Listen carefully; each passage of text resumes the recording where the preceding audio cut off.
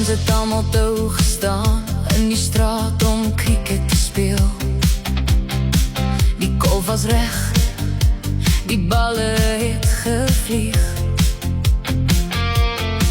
Ek was die enigste meisie daar, maar jy het my altyd laat saam speel.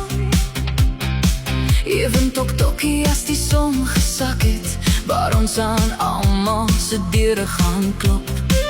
Dit was vet, pret, om saam jou groot te word, Boeta. Sasha en Jojo het altyd vrolik by die hek gestaan en wag. Ons lassie honde, jy het hulle so lief gehad.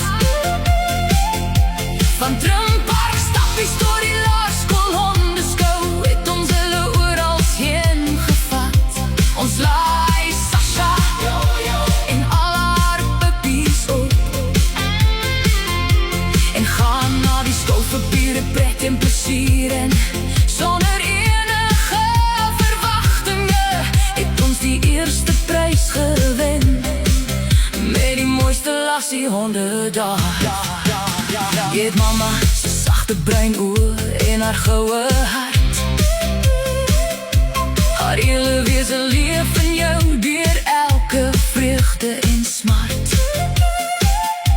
Van cricket en die hondeskou se dag tot die groen lap en kyk, verloor jy nooit jou fokus op die prys. By die pooltafel sink jy die achtbal sonder vrees, en verloor jy nooit jou gees.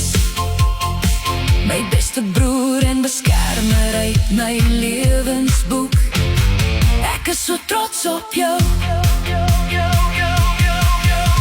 Die seentjie op die teerpad met sy cricketkolf, na die man met die polstok in sy hand. Ons is vandag groot, maar niks kan ons band ooit